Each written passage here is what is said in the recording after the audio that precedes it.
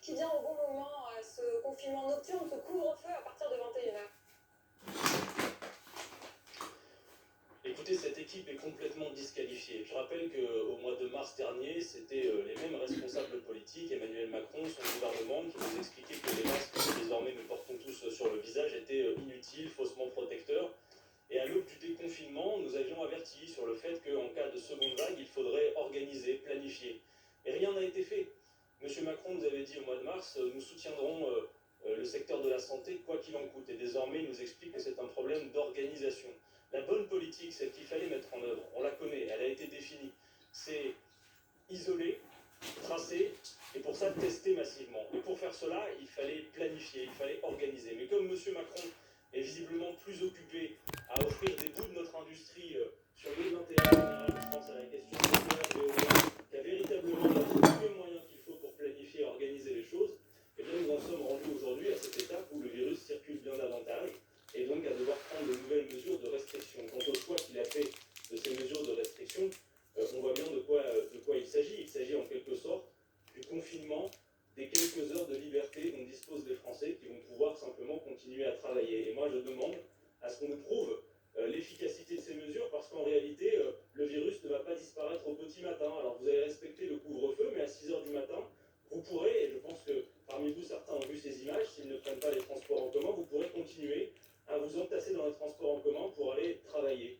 Je crois que effectivement, on voit bien là tous les manquements qu'il y a eu, et le fait qu'Emmanuel Macron n'a pas tiré véritablement les leçons de la première vague, et surtout n'a rien organisé pour éviter le choix qu'il doit prendre ce soir, et qui, de mon point de vue, en plus, sera inefficace, parce qu'on sait que l'essentiel des contaminations ne se font pas dans la sphère privée. Les articles de presse, encore récemment, je pense à un article du Monde qui me revient en tête, qui montre qu'un tiers de ce qu'on appelle les clusters, qu'on va plutôt appeler les foyers de contamination, un tiers des foyers de contamination, c'est l'université, c'est l'école. La plupart des contaminations se font plutôt le jour. Or, Emmanuel Macron l'a choisi, en quelque sorte, de confiner uniquement les heures de liberté dont disposent les Français. Je vous interromps. Margot Foury, notre spécialiste santé, va vous répondre en direct sur ce plateau. Alors, comment vous venez d'utiliser? Oui, sur les clusters, ça représente une contamination sur 5. Les autres ne sont pas tracés, donc c'est vrai que c'est une minorité, et c'est extrêmement difficile de répertorier les causes des contaminations, les lieux de contamination.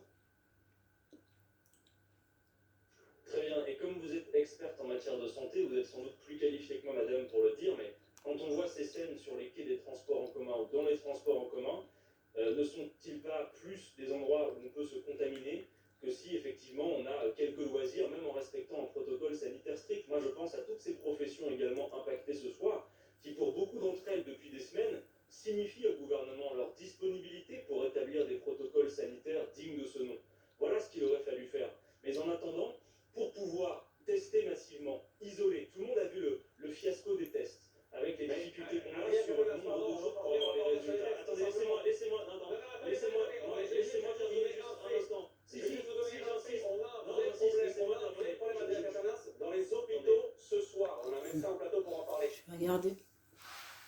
Du coup, je vais regarder ce soir un téléfilm pour changer un petit peu des documentaires et des émissions télé.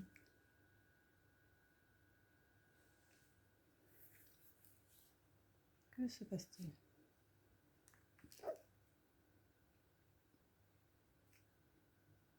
On n'a pas le problème de manque de lits de réanimation. En France, pourquoi a-t-on ce problème?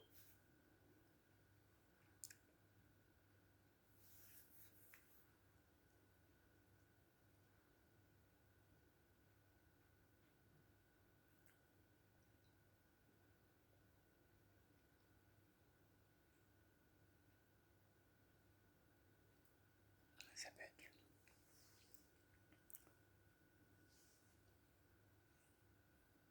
Oh, allez, là.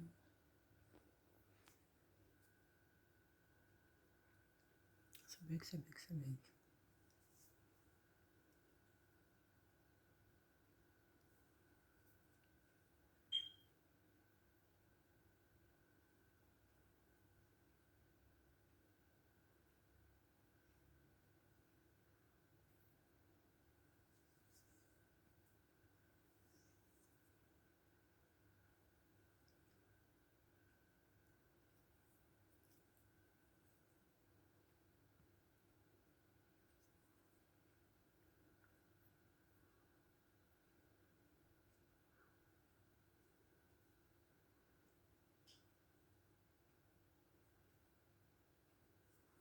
Bon, je sais pas pourquoi ça peut être comme ça. C'est un peu embêtant.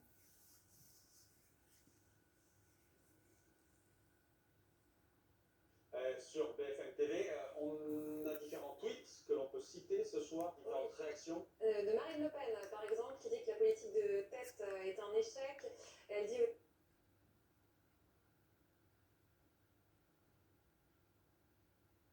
Ok, Netflix.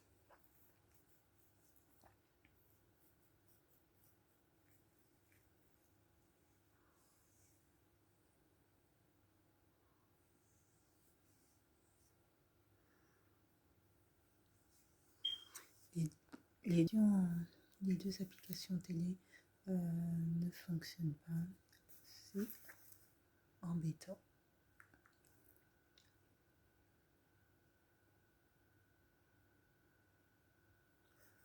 Oh, oh, oh, oh. qu'est-ce qui a été annoncé ce soir en matière de dépistage? Est-ce qu'on peut Non, vraiment je parler veux d'annonce? absolument Le regarder président dit que la doctrine s'est testée, un alertée, téléfilm. protégée, qu'il y a les tests Je suis antigéniques pas du qui tout. sont des tests avec résultats beaucoup plus Allez. rapides.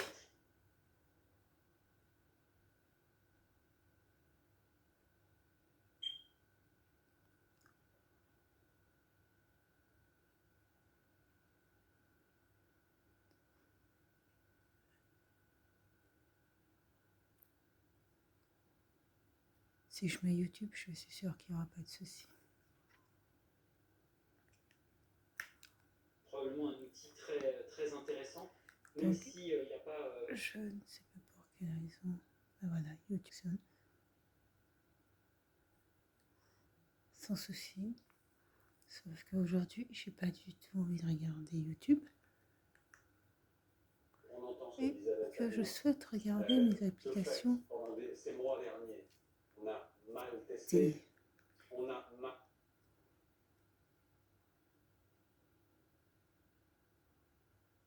Et maintenant, j'ai remis YouTube. Moi. Pas nous avoir rendus gratuits, mais c'est vrai que l'organisation n'a pas été au rendez-vous pour les résultats et que la rapidité avec laquelle d'autres tests pouvaient être mis à disposition des Français n'est pas non plus au rendez-vous. Les tests salivaires qui existent dans d'autres pays.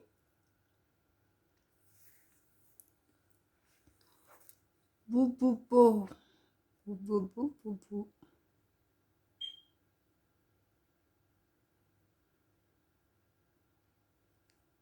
Faut-il que je redémarre totalement la Bibox? C'est ce que je vais faire. Je vais redémarrer la Bibox et voir si ça fonctionne. Je n'ai pas fait mes étirements.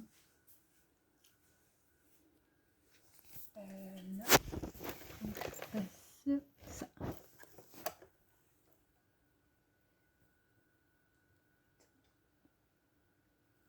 C'est bon, c'est éteint. Et je redémarre la Bibox et puis je vais voir ça.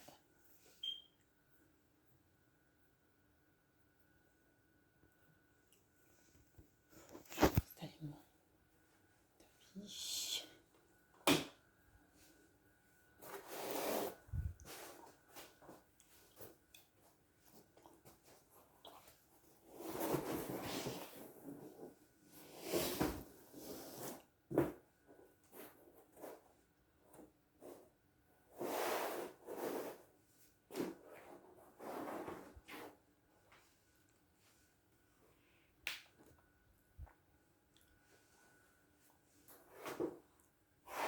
Tant que ça redémarre.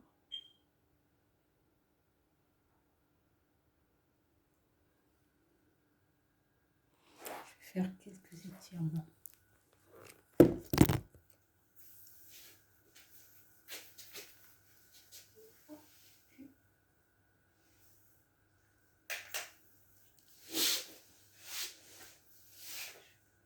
Là.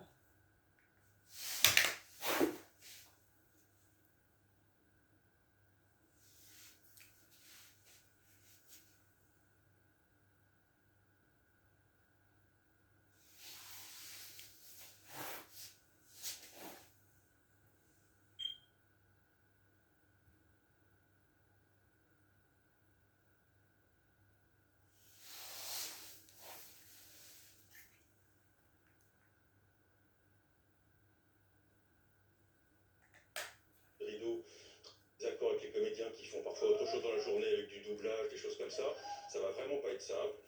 Pour mémoire, on nous avait fortement incité fin août à rouvrir le plus vite possible.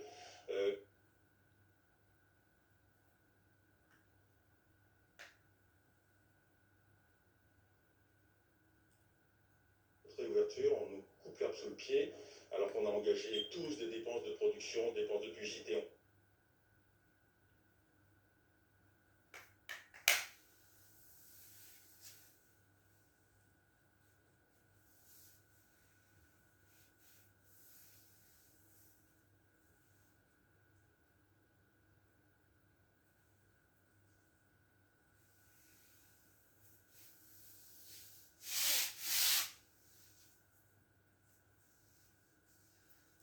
Pas d'autre solution que de faire relâche. Donc il va falloir qu'on trouve très vite, encore une fois, des mesures de soutien. On avait à peine mis en place des mesures de relance qui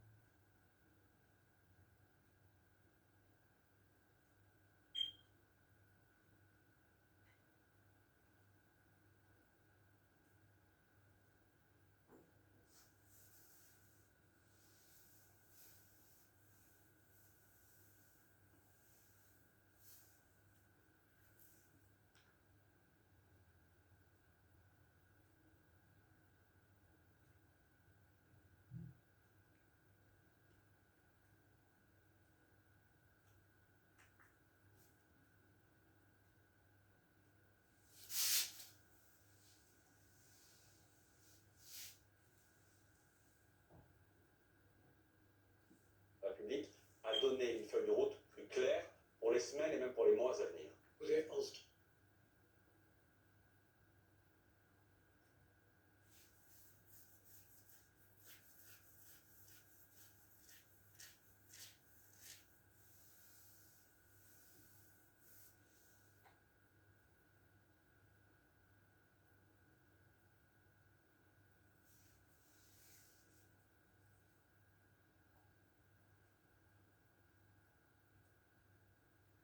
La projection sur la stratégie de la même façon. On nous a Je vais te dire, pas de soucis. Je vais regarder un film.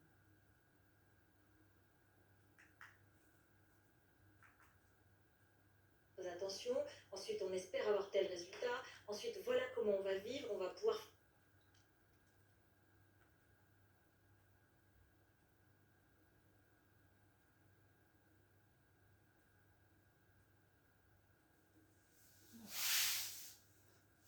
Faut-il que je réinstalle cette application?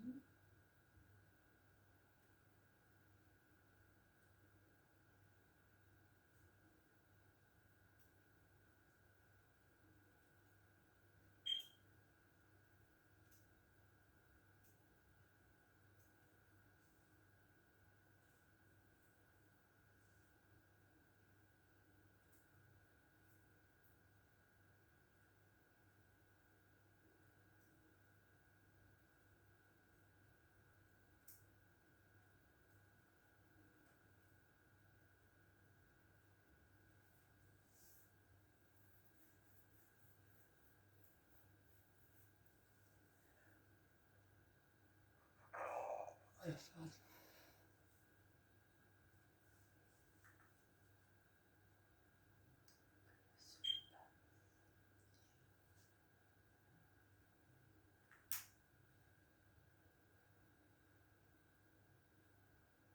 Lille, Aix-Marseille, Montpellier, Saint-Étienne, Toulouse et Rouen entrent en vigueur samedi à minuit et il s'agit après un couvre-feu de 20.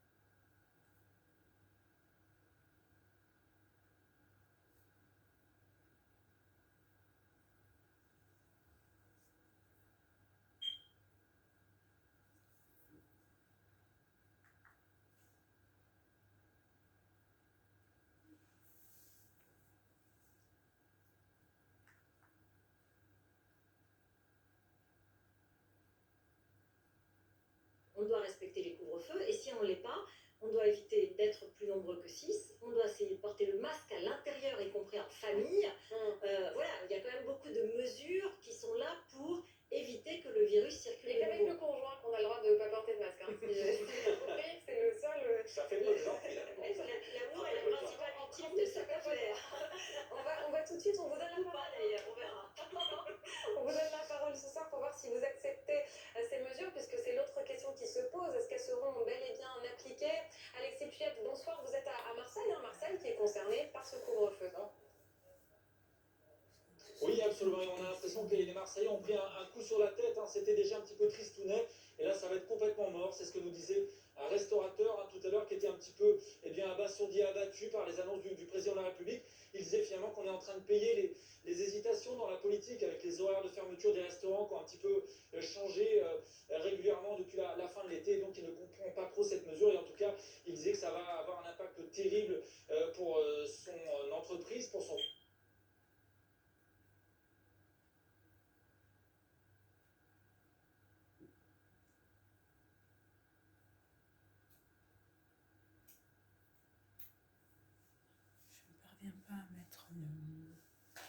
une application, donc je sais pas ce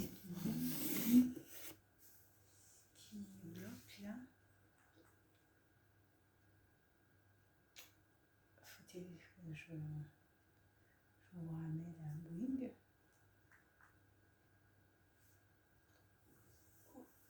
Parce que cela est respecté. Donc quelques étudiants qui avaient le moral, mais globalement on a l'impression quand même que eh bien, les Marseillais, comme je vous disais, ont pris un petit coup sur la tête et cette ville de Marseille d'habitude si vivante, eh bien elle s'éteint chaque jour un petit peu plus. Merci Alexis Pluyette. Laurent Neumann, bonsoir. Merci de nous avoir rejoints. Petit coup sur la tête des Marseillais, petit coup sur la tête un peu généralisé. On le disait tout à l'heure, il y a quasiment un tiers des Français qui vont vivre avec ce couvre-feu. Et avec cette question que posait Alexis à l'instant, c'est la question de l'acceptabilité d'une mesure qui est lourde. Oui, d'abord, il faut dire les choses. Ce soir, le président de la République a dit les mots. Il a employé le mot deuxième vague. Il a dit, ce qui me paraissait indispensable, qu'il allait falloir continuer avec cet état des lieux au moins jusqu'à l'été prochain. Et ce que tout le monde doit entendre, c'est en réalité jusqu'à l'arrivée d'un vaccin, donc peut-être même au-delà de l'été 2021. Et puis la troisième chose, c'est ce fameux couvre-feu. Ça a été dit sur ce plateau, on a employé les mots, on n'a pas cherché des métaphores, etc. Non, c'est un couvre-feu de 21h à 6h du matin. Mais du coup, tous ceux qui ont écouté le chef de l'État attendent déjà les réponses suivantes. Ah bon, mais ce couvre-feu, il fonctionne comment? Les dérogations, il va falloir qu'on remplisse des feuilles comme pendant le confinement. C'est le retour de l'attestation, il l'a dit clairement. Et tout à l'heure, Cécile Olivier sera avec nous. Dans quelques minutes, elle va nous donner voilà, les premiers détails que l'on a ce soir sur la manière dont ça va se mettre en place. Les dérogations, qui, quand, comment, les transports, est-ce que ça va continuer à marcher? Tiens, j'ai quelqu'un avec qui je travaille tous les jours, il vient de Lille. Il prend le train tous les matins à 6h pour venir à Paris. Il va être dans le temps, il pourra sortir avant pour prendre son train. Et quand il quitte les locaux ici, il pourra arriver avant 21h chez lui, où il pourra peut-être déborder. Donc toutes ces questions-là, c'est du bon sens, a dit le chef de l'État, mais c'est de la vie concrète. Et tout le monde est en train de se demander comment ça va marcher. Deuxième sujet, les contrôles. Qui va les effectuer? La police nationale, la police municipale. Vous utilisez Cécile Olivier. Oui, mais pardon. C'est une des raisons pour lesquelles il y a eu des débats assez vifs à l'intérieur du gouvernement. Au dîner d'hier soir chez le Premier ministre, nous, en tout cas, apparemment, le ministre de l'Intérieur aurait eu quelques inquiétudes sur comment est-ce qu'on va contrôler le respect de ce couvre-feu. C'est vrai qu'il ne suffit pas d'annoncer des grandes mesures, il faut avoir les moyens de la sanction et de les faire respecter par tous. Sinon,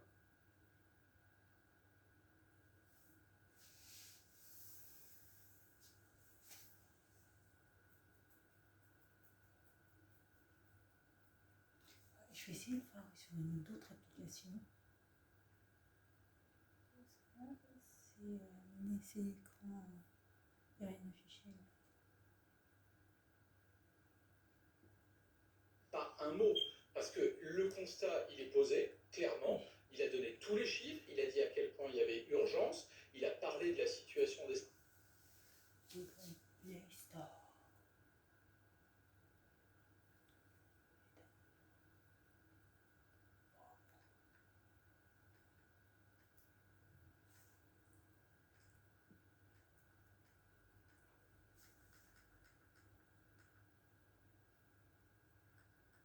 Prime Video. Ah, il y a peut-être une mise à jour à faire. Mettre à jour.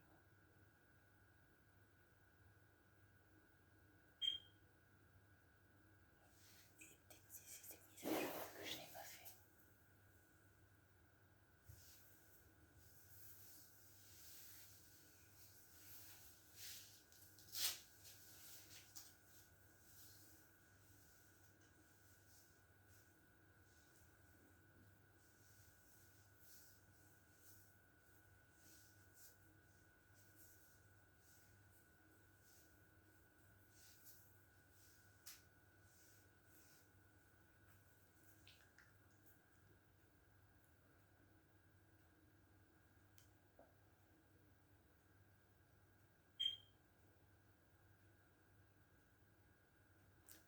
Je fais désinstaller et puis je réinstalle.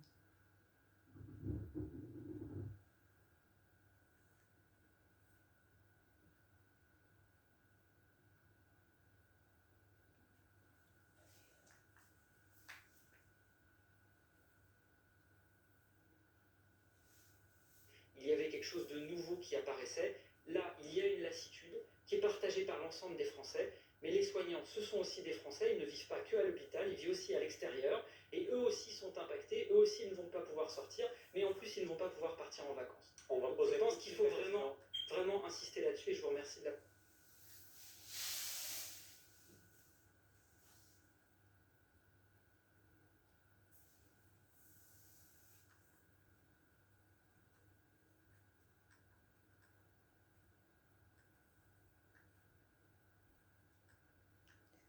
Au niveau désinstaller, ok. Désinstaller, puis Oméa vous donne deux façons de diffuser instantanément les vidéos, c'est à peu près des titres là.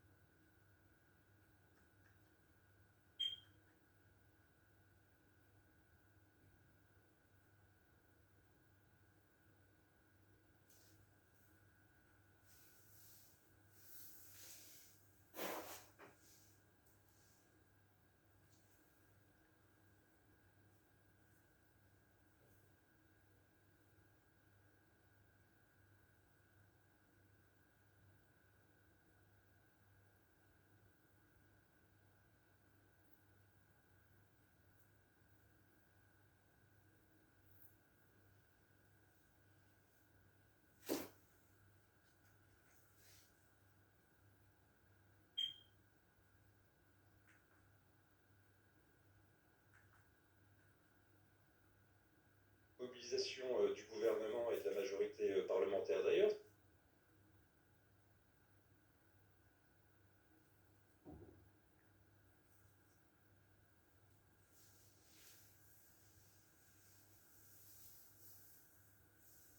Ce nouveau périmètre sanitaire et aussi sur l'accompagnement de l'État.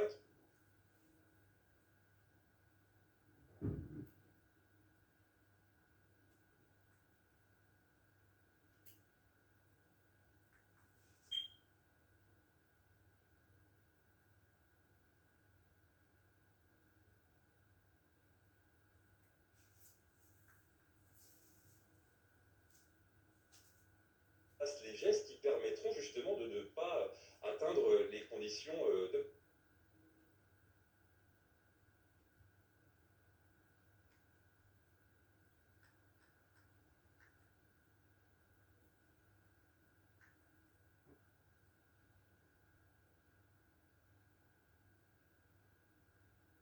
Il faut que j'aille sur l'application pour voir de quoi il s'agit.